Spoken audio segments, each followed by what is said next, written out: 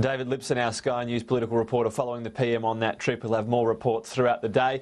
But back on the domestic front to talk about the Abbott government 1 year on, we're joined from our Perth studio by the Finance Minister Mathias Cormann. Thanks for being with us today. Good morning, good to be here. Matthias, you obviously have had a front row seat to this government. 1 year in, what could the government have done better?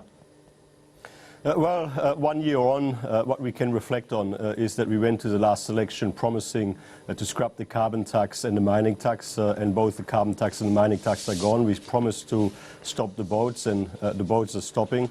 We promised to repair the budget, and we're repairing the budget. We promised to build the roads of the 21st century. We're building the roads of the 21st century. So we are pressing ahead in an orderly, methodical fashion, continuing to deliver on our agenda to build a stronger, more prosperous economy so that everyone can get ahead on building a safe and secure Australia. Obviously, they're the achievements you're happy with so far, but what perhaps could you have done better? And perhaps reflecting on one of the things we heard over and over again from Tony Abbott in opposition, he said there'd be a no surprises government. Over the last year, can you look back and say no surprises, or was that perhaps a lofty ambition? Well, look, I leave commentators to provide commentary on the performance of the government. As far as we're concerned, we're focused on delivering on the commitments we made in the lead up to the last election, and we're focused on building a stronger economy and building a safe and secure Australia. The Prime Minister is in the Australian newspaper today, an interview saying that he does perhaps need to consult a little bit more. Is that something that you've noticed, that he's perhaps learning as he goes as Prime Minister and being a bit more open and canvassing more opinions? Well, look, I mean, providing good government for Australia is a big job. A lot of stakeholders involved, obviously. We're a big team. And we're obviously always reflecting on how we can do the job that we're doing even better. But reflecting on the year that's just been, if you look at the outcomes that we've achieved in the context of what we said we would do in the lead up to the last election, then you'd have to say that we're on track to deliver what we said we would deliver.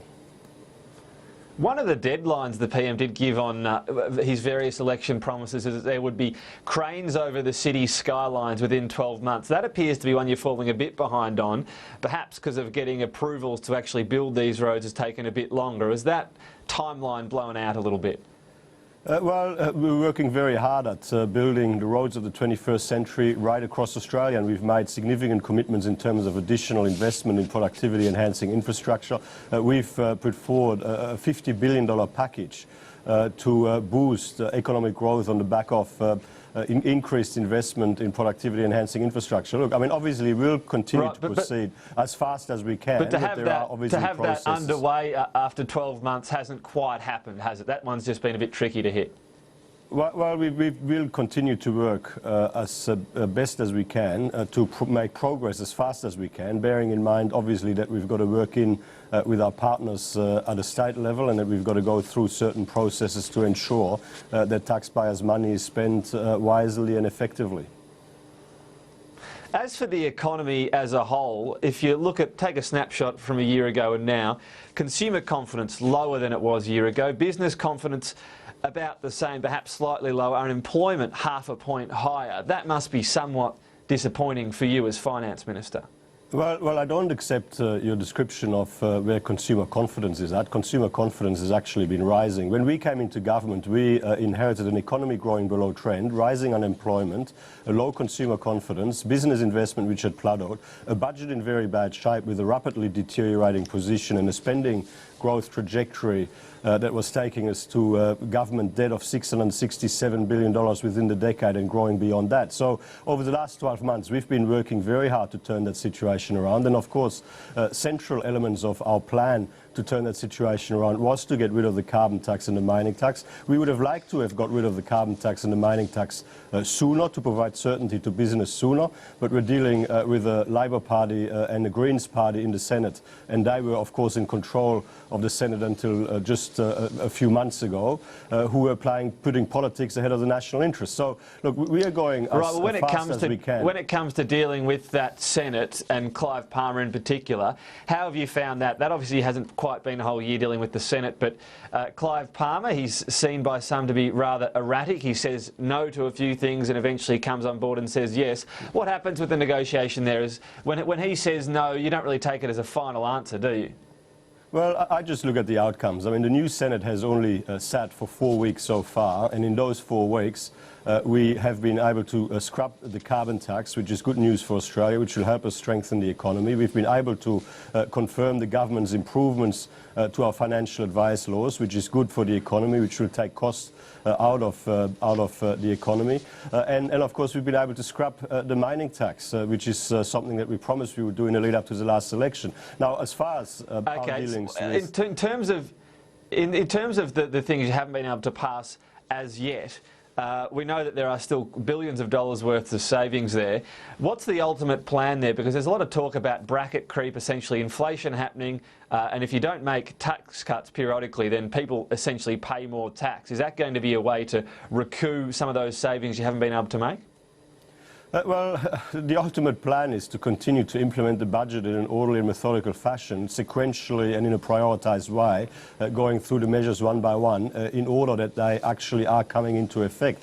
Some people have been, making comments that, and I heard you in your introduction making comments that some budget measures haven't gone through yet. Well, the price signal budget measure in terms of access to medical services, for example, doesn't come into effect until 1 July 2015. The higher education reforms don't come into effect until early 2016. I mean, there's nothing new under the sun. It is business as usual, where Senates over the years have always dealt with budget measures sequentially in an orderly and prioritised fashion, and we're continuing to do that. Now, when it comes to... Okay, well let's look at the revenue side for a moment, because we're talking about savings, but revenue is important as well. Obviously, the Treasurer has been speaking about making sure multinationals pay their fair share of tax. At the same time, the Coalition's opted not to go ahead with various rules around tax, including those around thin capitalisation, essentially clamping down on profit shifting. That's a bit of a double message, isn't it? No, it isn't. I mean, we're just being realistic. I mean, we're pressing ahead with everything that realistically can be achieved when it comes to ensuring that companies that generate profits in Australia actually pay their fair share of tax in Australia. The problem with the previous government, they were very good on the rhetoric and on the announcement, but they were not very good on the implementation side. So they made a whole series of announcements and banked various revenue estimates in their budget papers, but never actually proceeded to legislate these measures. And when we came into government and sought advice from... Can I just finish my answer here? When we came into government and sought advice from Treasury in relation to these measures, we were told that many of them were unimplementable, could not be drafted in legislation. It was essentially just a figment in Labor's imagination. Okay, well, you spoke there about Labor being good at the rhetoric and not delivering. We also heard from Joe Hockey. He's told the ATO to try to crack down on multinationals and have a good look at how much tax they do pay. At the same time, thousands of staff from the ATO are being let go, making cuts over the next few years of 4,700 staff. How can you tell them to have more of a focus and fewer staff to do it with? By being more productive. I mean, all areas of government have got to be more productive and have to do more with less. I mean, that is obviously one of the objectives that we came into government with. I mean, we're very respectful of taxpayers' dollars, and we're very focused on ensuring that the limited resources made available by taxpayers to government are used as efficiently and as effectively as possible. So you're saying to tax workers, work harder, essentially. I mean, when it comes to these cuts, was it ever looked into how much revenue does each person at the ATO actually bring in? Were the cuts ever going to actually save money or cost money? Well, for starters, quite a lot of those cuts actually were initiated by the previous government, but be that as it may, I mean, we support the proposition that there was actually significant scope for efficiencies. I mean, like the tax office has got well over 20,000 staff, so you've got to put that into perspective. And obviously with modern information technology and the like, there are efficiencies to be made, there are opportunities to achieve more with less, and there are opportunities to ensure sure that taxpayers' money is spent more efficiently and more effectively, and that's what we're doing, as we must. Okay, we'll wait and see what happens. Obviously, the G20 finance ministers on the multinationals. Just quickly, the CDEX index, which measures how much emissions come from Australia's electricity grid, it's shown the biggest two-month jump since 2006. These are figures from August. Is that a concern, given at the moment there's no policy in place to reduce emissions? No, not at all. I mean, what you've got to remember is when Labor and the Greens were jumping up and down suggesting that emissions were lower last year, that was because the economy was growing below expectations. If you've got an economy growing below expectations, emissions are going to be growing below expectations. Now, in the first half of this year, the economy was actually growing above expectation, and if you've got the economy growing above expectation, obviously emissions will be growing above expectations. But these emissions for the last 2 months, when growth actually slowed. Well, how do you know that? How do you know that growth is slowed? I mean, what data have you got available to make that assertion? I mean, that's a very interesting proposition that you've put there to me. Well, the indication we had, well, you're right. The indication we had though from the last quarter was that growth has slowed. Yes, it was faster in the first half of the year, which you spoke about, but these figures are for July and August. Well, and indeed, and the point here is that we are totally focused on reducing emissions in a way that doesn't detract from economic growth, and of course we're focused on reducing emissions in a way that actually achieves a net reduction in emissions in the world, rather than the carbon tax, which has shifted emissions from Australia to other places around the world, like China and so on, where for the same amount of economic output, emissions were going to be higher, and as such, emissions in the world were going to be higher than they would have been if that production had happened in Australia. Okay, just finally, I know you're an occasional member of the National Security Committee. On the situation in Iraq, we've had more indications from the Foreign Minister, essentially that we're standing by waiting for more calls from the US, but there won't be troops on the ground. But where does it end in terms of our readiness to take up the US's instructions or calls? Is there something that we would say no to if the US requested it? Is boots on the ground being ruled out in any way, shape or form in the situation in Iraq?